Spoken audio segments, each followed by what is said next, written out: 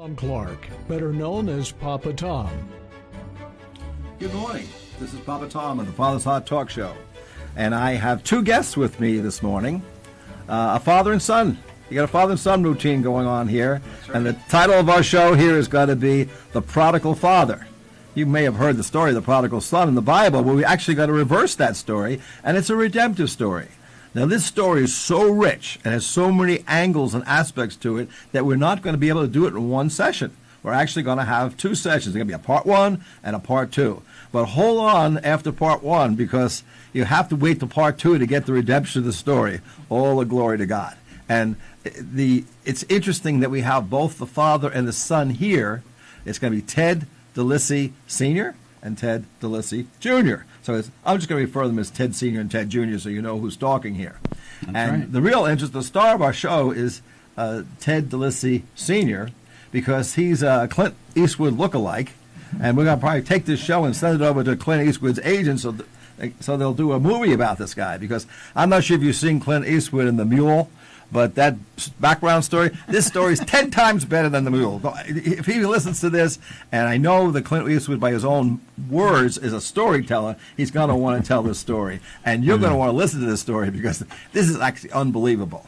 So, Ted, in the beginning, because you've told me the story, and it's important for me to bring this out, you originally started, right, you were an Italian family in New York, you were in the car business, and your dad taught you how to be a mechanic. That's right. And then a disaster happened when you were back in New York because your house burned down.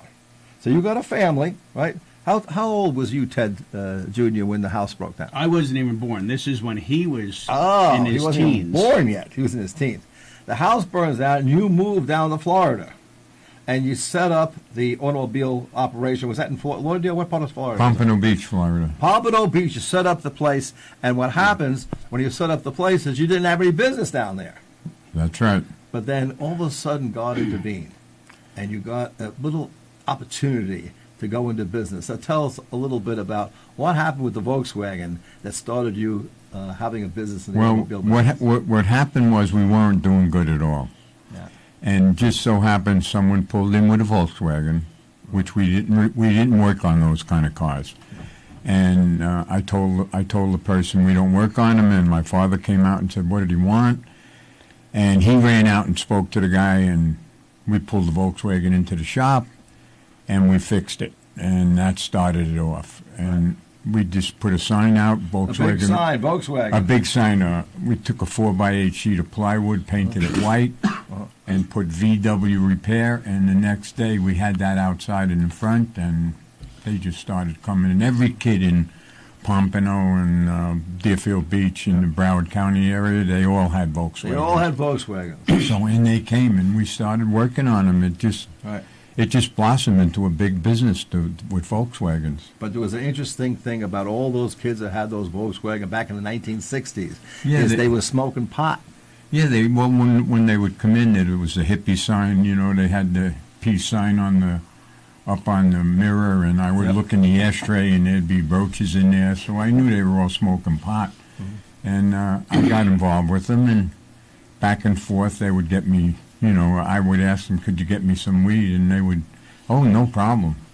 Weed there was plenty of it in Pompano at that time. And so you became a pothead at that point. Yeah. And then you told me the story that your wife, as things developed, moving it along, your wife told you that she didn't want you to smoke anymore. Oh yeah, she didn't want me around the kids with the marijuana, and I told her, I said, well, that's not happening, and she said, okay, and she left and moved back to New York. She went back to New York and left you down there with the pot. Right. And so what happened when you're down there in Pompano and you lost your wife and kids? I don't blame your mother, by the way, Ted. I mean, she did the right thing. Oh, yeah. Right. She wanted what was right for us, and she knew better. And you, at that time, went in that direction. You know, I've known you a little bit, and I know your son, and I understand that in this story, nothing about whatever you told me makes me think that you're a bad person or an evil person. You just got caught in a trap. You know, when people, like my dad was a sex addict and an alcoholic and a sex addict, and he was not a bad person, but he got caught in bondages. And a lot of the story you're going to tell people is a bondage that you got into, that in the redemption part of this, you got freed of it. But in the early part of it, this is how the bondage started. You got into the pot, then things rolled forward. Your wife leaves. She's up there with 3 kids at that point, right? Two. Okay. 2 kids up there. Eventually, she's going to have 3 children. Is that right? No, Two. Junior and Ted. Just 2. Okay. So they end up back in New York. You're back down in Pompano Beach. Now you're smoking the pot. What happened to your life? What was your lifestyle like with that? Well, we started meeting people. My brother Richard came down, and he met somebody. Well, anyway, these people were smuggling pot in from Jamaica. And we had a meeting, and they asked me, could we sell weed? And we said we could. And so they said, okay, we're gonna work with you guys. And they gave us about 80 pounds of weed to start. All right, that's the beginning. And were you selling the pot in Florida, or did you go back up to New York with it? Up to New York. Up to New York, 80 pounds. Because we had all these friends in New York that wanted the pot. Sure. And that went really big. We sold it right away, and one thing led to another. And they gave us a truckload. It was actually a pickup truck with a little mobile home on the back of it, and there was about 700 pounds of pot in it. And that was something we were like, we never seen anything like this before. Give the audience a little bit about the numbers. What were you buying the pot for at a pound, and what were you selling it for? We were buying it for, I think it was about $125 a pound, and we were selling it for $250, $275, whatever we could get in New York. But we had to bring it to New York. Right. And so you doubled your money. Oh yes. And then what happened? You told me further on the story is you met somebody down in, I think it was Miami, who had a big house. They had like Cadillacs, and they had. Oh no, that was the. What was it? So that was in Fort Lauderdale. That was in Fort Lauderdale. That was the first time when we got that 80 pounds. The 80 pounds, I got it. When I went to his house, and God, they had Mercedes-Benz. They were having a party there, and one thing that really struck me was when I went in the living room, the only thing was in there was a pool table. And I said, this is the lifestyle I want. This is what I want, you know. And because of why? They got the girls there? No, they had the girls out at the pool, yeah. That was beautiful. Yeah. And anyway, we worked it out real good, and we did the deal with them, and we paid them. They wanted more. We started doing business with them like crazy, and then my brother and I, we were riding around, and we went into a 7-Eleven, and he found a magazine in there it had a coffee plantation in Santa Marta, Colombia. And he said to me, check this out. And I checked it out, and there was a phone number in there in Indiana, so we called it. It was kind of funny because back then we didn't have cell phones, so we had to, get some quarters. Yeah. And my brother went in and he got some quarters from the guy, from the cashier, and I called the guy, and the guy told me, oh, yeah, that's my son. He's down in Colombia. Give me your address, and I'll send you the brochure. And I said, no, just give us the address. We're going there tomorrow. He said, no, you can't do that. You can't do things like that. I said, we're going tomorrow. Just give us the address. So he did. And the next morning, we went to the travel agency and got 2 tickets for Santa Marta, Colombia. How big was the property in Colombia? 30 hectares. They call them hectares. What's 30 hectares legal to acres? It's like acres. So it's 30 acres? It was no, it's a lot more than that, but I'm not sure what it is. But it was a lot of acreage. Maybe anyway, 100 acres or so? Yeah. Good size. Yeah, anyway, so the lady had said to us when we bought the ticket, she said, do you have your passports in order? And we told her we don't have any passports. So give them a driver's license. Yeah, I told her a driver's license. Here's a couple of hippies. Yeah. He didn't tell you the story that they're stoned and they go into the 7-Eleven for Slurpees. He left out the stone. Right, they come out and they get this, and they just think, oh, this is a great idea, let's go. Right. Not even realizing you got to get your passports. Right. So they go down. But you can pick up the story where you had to go down to Miami and get the passports. But Monday that worked morning. out. Yeah, we had tickets for Wednesday morning at 2 o'clock in the morning to fly out of Miami. So Monday morning we went down, we went to the federal building, and we went in there and we got our passports. God, it was unbelievable, $8 we had them that afternoon. And there, sure enough, Wednesday morning we were down in Miami flying out. Mm-hmm. And it was wild, too, because we flew out, it was Aeroconda was the airline. What year was this? This was in 1974, beginning of 1974? Right around 74, yeah. Okay. And So that's when the action really started. You fly down, you get the place down in Colombia, and Right. you're going to upgrade from the Jamaican weed to the Colombian gold. right, Is that right? Amarillo, yeah, Colombian gold. That was much better than the Jamaican stuff. And now, Right. this is where you went from having partners with the other group to now doing it yourself. Right. So a little more revenue, a little more profit I in understand the whole the thing. The volume margin went went up, up. The margin goes up. You told me first yesterday that you started with like $30 a pound. You were selling them for $300 a pound, and then you had to get protection though. Well, yeah, in the beginning when we first started, and what happened was we met these people right away. Right away we met people. They're right there. And they told us they could give us as much marijuana as we wanted, but we had a problem. We had no way of getting it back home. Yeah. So we went back home and we met a few guys, and we got a widget and a mallet, 2 seaplanes, and we were able to fly in 2,300 pounds at a time, and we were landing in Lake Okeechobee, believe it or not. Mm-hmm. And that's where we were unloading it, and we did that a couple of times. And then the people who we were dealing with, who owned the airplanes, they turned on us. So now we had to start over again. We had to find other people. And in Fort Lauderdale Airport, everybody had an airplane, and they were all ready to go. Mm-hmm. So that was an easy part. And the next thing we started with Lockheed Lodestars, 3,500 pounds at a time. So let's give it some numbers here. 2,300 pounds at $300 a pound. Ted, you're in the financial business. Oh. What's the number? Like So when they were 600? starting to, when the planes got a little bigger, we'll jump. Now you had a little more profit margin because they're Right. buying it a lot less. Right. So a 15,000 pound trip was netting about $3.5 million. Yeah, but that came way later. Yeah, that's so. This is in the beginning, In the but they started a beginning, little you smaller. started 2,300 pounds. Right, Then you went to 3,500 pounds. right. Right? Then you told me one time it was 5,000 pounds. And tell us the kind of size, in one sense, of the airplanes that you were able to progress to. Well, we went from the seaplanes to the Lodestars. That was 3,500 pounds. Then we went to DC-3s. That was 5,000 pounds. Then we went to the C-54s, which is a DC-4 but a military version. Cargo doors, extra tanks. We could fly to Colombia and back without refueling, which was great because we were always landing in a desert, and it was pretty hard to get fuel. But that's what, at the end result, we were bringing 15,000 pounds at a time. Amazing.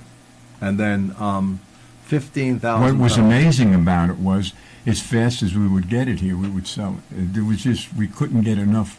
Huh. The- So were you the doing market- a trip once a month?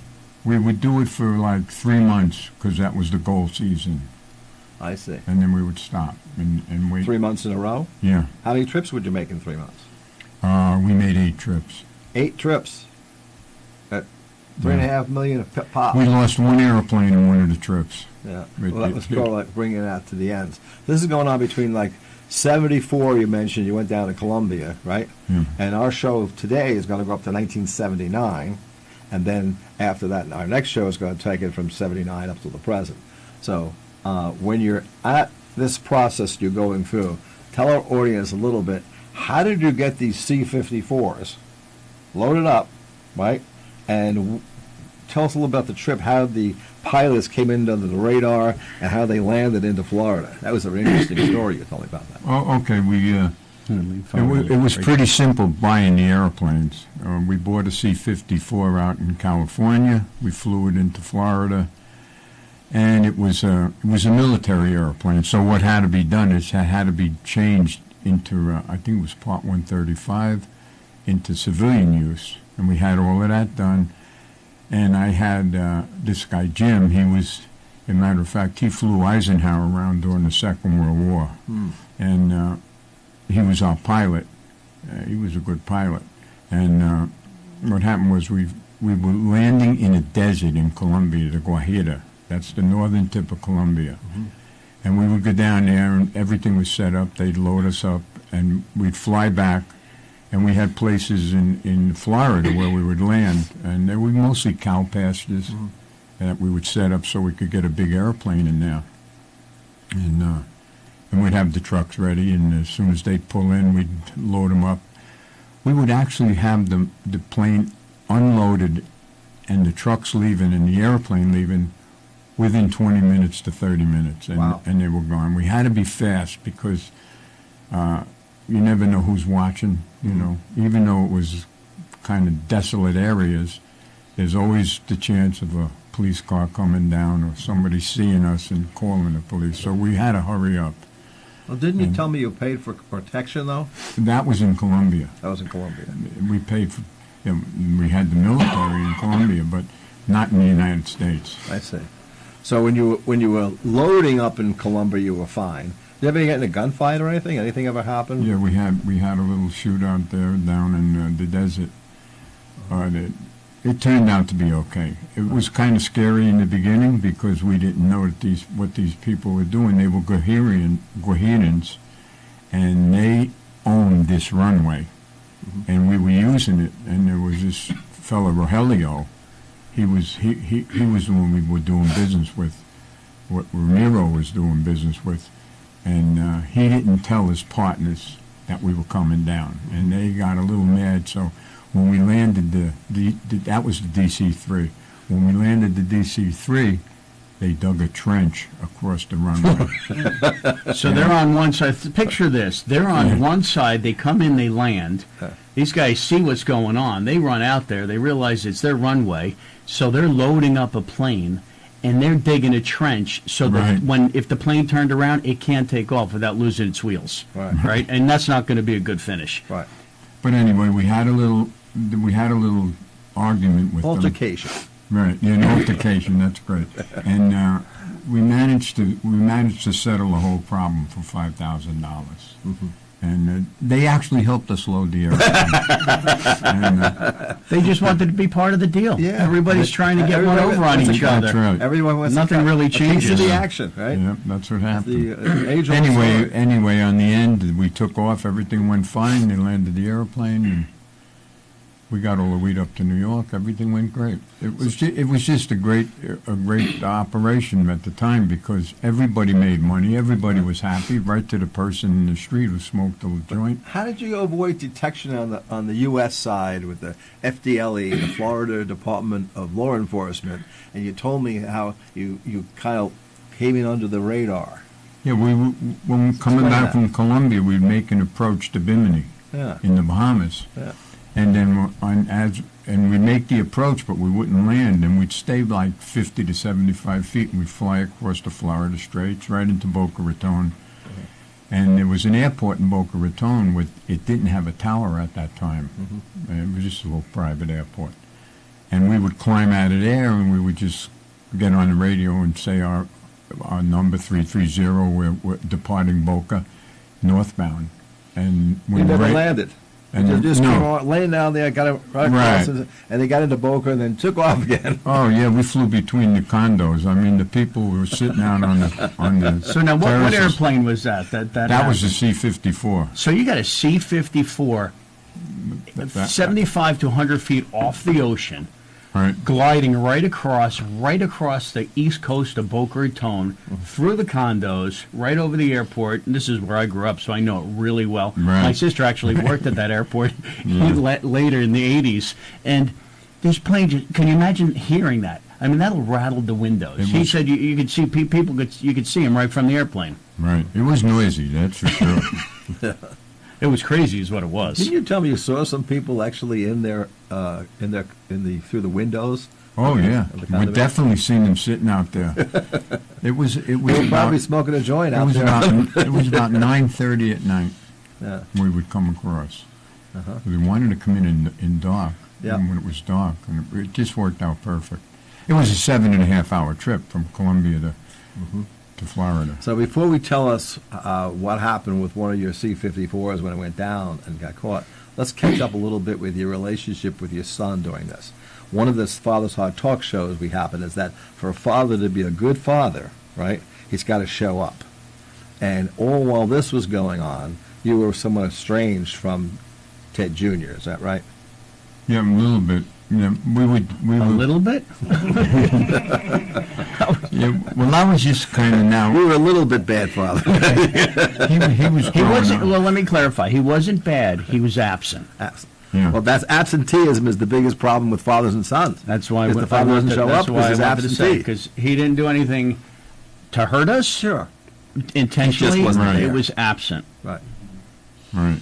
Because, again, you're caught up in this lifestyle. You're caught up in what was going on. The money was rich. The other thing you told me the other day, which I think we got to cover here in this first session, is when you're making all this money, you had 8 trips at $3.5 million a piece. It's all cash. You can't go to the bank at $3.5 million a piece and put the money in the bank. They won't accept that. They will report these guys are drug dealers, which you We didn't had a want. lot of floor safes. Yeah, and then you also told me you took a trip to Vegas. Yeah, well, we had this Harvey Hopper jet, and we just call him up, say, Harvey, we got to go to Vegas.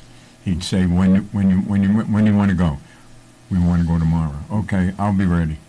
And we'd go up to the airport in Fort Lauderdale, executive airport, and we'd go in and we'd bring in suitcases full of money. And we had a connection in Vegas to cash the money, to clean it, get it, because it was 5, 10s, and 20s. It was just very heavy suitcases with money in it. And, Couldn't fit in the cargo place. You had to have suitcases go into the seats. in fact, the co-pilot had said to me, which one of those has the money in it?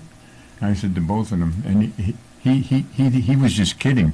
Yeah. But I wasn't. And anyway, we get out there and we did everything we were supposed to do. We got the money cashed into 50s and 100s, all brand new money, which was great. And then you turned around and you were so generous with your wife up there in New York. You gave her $50 a month, right? Oh, that was way before that. No, I had given him $5,000, and then the next time I tried to give her money, she wouldn't take it. She said it was drug money, that was bad money, and Right. she just wouldn't take it. So. All right, so what happens is one of your planes went down, and the Florida Department of Law Enforcement gets involved, and then your people who work for you ratted you out. Is that right? Yeah, all my buddies. Okay. So you ended up in jail. When the going 1969? gets tough, you know who's tough, that's for sure. Nobody. I wound up in jail. My first sentence was 30 years. The second sentence was 90 years. Yeah. And that was 330s running So- around. I know we're running out of time. I want to share a couple of things real quick. So as he's making all this money, I'm in my teens now, and I'm watching what's going on, but I'm living with my mom. We had moved back to Florida because my mom wanted us near our dad because she knew how important a father was to their children. And she wasn't able to, we weren't able to connect that much, but we would see him once in a while. We were starting. But as it progressed, then I saw what was going on, and I saw all the money that was being made. And of course, I want to be like Dad, Yeah, right? I want to do this because there was some really cool stuff. And we're going to talk about that next week, because next week you're going to hear where the real redemption came. Because as God used this whole situation, then it changed everybody's life. Right. Some died. Right. And they died because of drugs, my cousins. But God had his hand on us, and he brought us together, and we're going to finish that story next week. So come tune in next week at 8 o'clock in the morning on Thursday to listen to the redemption of the story between Ted Sr. and Ted Jr., back and forth, the Father's Heart Talk Show. And we appreciate you listening, and come in and listen to what God has done in their lives to connect them back together again. You've been listening to The Father's Heart with Tom Clark. Join us again next Thursday morning at 8, right here on News Talk WSIC.